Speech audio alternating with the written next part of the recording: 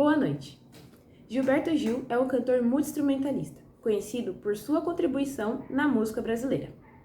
Conheça a trajetória e influências do ícone nacional que completará 80 anos em 2022. Reportagem de Yasmin Caires, diretamente de Salvador, Bahia. Quando se ouve a palavra MPB, o nome dele vem como um estalo em nossas mentes. Gilberto Passos Gil Moreira, conhecido como Gilberto Gil, o rei do MPB. Foi o autor de músicas consagradas como Procissão, Domingo no Parque e Aquele Abraço. Nasceu em 26 de junho de 1942, aqui em Salvador. É primogênito de José Gil e Claudina Passos Gil Moreira. Desde cedo, mostrou seu interesse por música. Cresceu ouvindo os intérpretes da época, entre eles Silvio Caldas, Orlando Silva e Francisco Alves. Com 9 anos, já em Salvador, enquanto cursava o ginásio, também estudava música na Academia Regina. Seu instrumento preferido era o acordeon, mas também aprendia a tocar violão. Aos 18 anos de idade, Gilberto Gil formou com os amigos o conjunto Os Desafinados, conjunto instrumental onde ele revezava no acordeon e no vibrafone. O grupo se apresentava em festas de aniversários, escolas e clubes de Salvador. Gil ficou no grupo até 1961. No final dos anos de 1950, aos 17 anos, quando a bossa nova ainda estava em ascensão, ele escutou o cantor e violinista João Gilberto. E a partir de então, Gilberto abandonou o acordeon e passou a tocar violão. No início de 1966, Gil passou a se destacar no programa O Fino da Bossa, exibido na Record e apresentado por Elis Regina, a quem apresentou suas composições Eu Vim da Bahia e Louvação. Seu sucesso rendeu um contrato para lançar um álbum pela Philips Record. Gil então abandonou seu emprego na Jazz Labor e decidiu apenas viver de música, mudando-se para a cidade do Rio de Janeiro com Belinda e sua filha, Nara.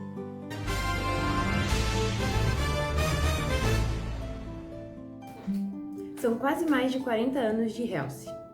Em agosto de 79, Gilberto Gil lançava o LP Realce, com uma coerência e vigor até hoje que pouquíssimos cantores e compositores conseguiram alcançar na MPB. Neste álbum, ele traria tanto uma expressão brasileiríssima como o samba, o axé, o reggae, o disco, quanto conteúdos líricos e poéticos fortíssimos. Numa época em que a qualidade dos estúdios brasileiros deixava a desejar com a relação aos estrangeiros, Gilberto Gil recebeu um convite do promotor Marcos Mazzola de gravar um disco em Los Angeles, aproveitando uma turnê que o cantor faria nos Estados Unidos. Mazzola já viajava frequentemente para a cidade estadunidense na época, buscando mais conhecimentos técnicos de produção. Realce é uma maneira de dizer da luz geral, da do compartilhamento dessa luz. Dominar um brilho do anônimo. É como um salário mínimo da cintilância em que todos os seres humanos têm direito. É como uma noite de discoteca após um dia de trabalho. Realce, de uma maneira a se bem dizer, é o próprio bem-estar. Dominar o prazer coletivo, a êxtase, simplesmente caminhar contra o vento de qualquer forma. Tanto o brilho e a vontade de viver são referências diretas ao Tropicália. Movimento esse debatido pela nossa repórter Ana Gabriele, aqui de São Paulo. O movimento brasileiro de ruptura cultural que, na música, teve como marco o lançamento, em 1968, do disco Tropicália, ou Penis et Circenses.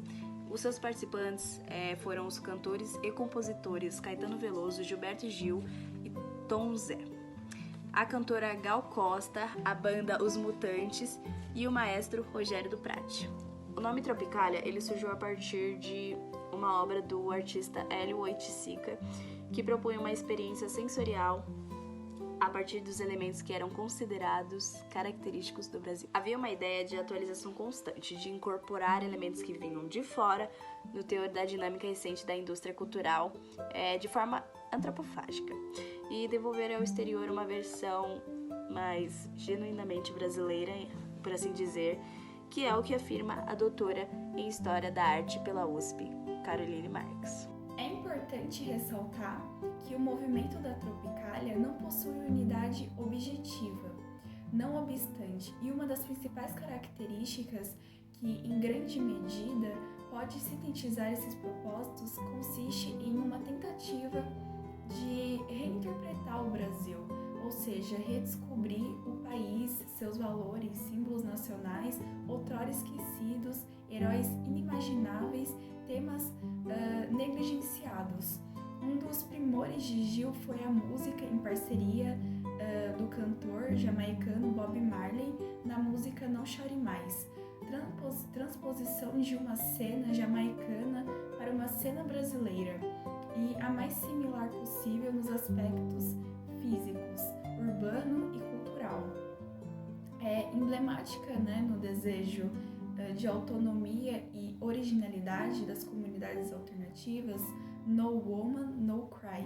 Retrata o convívio diário de Rastafaris no Government Art, área governamental, em Trent Town, e retrata o convívio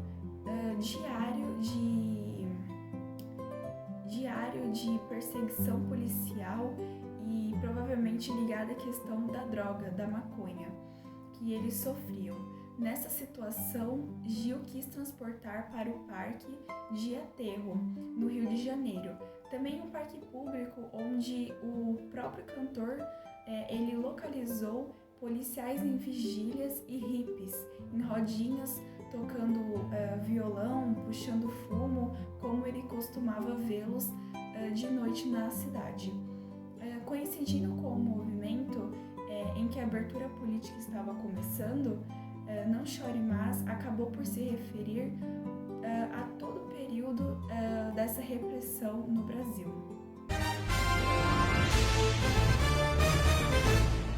E esse foi o seu Jornal Nacional, acompanhando o 80º ano de vida do rei do MPB. Boa noite. O Jornal da Globo começa logo depois de Amor e Sexo. Boa noite. Boa noite, até amanhã.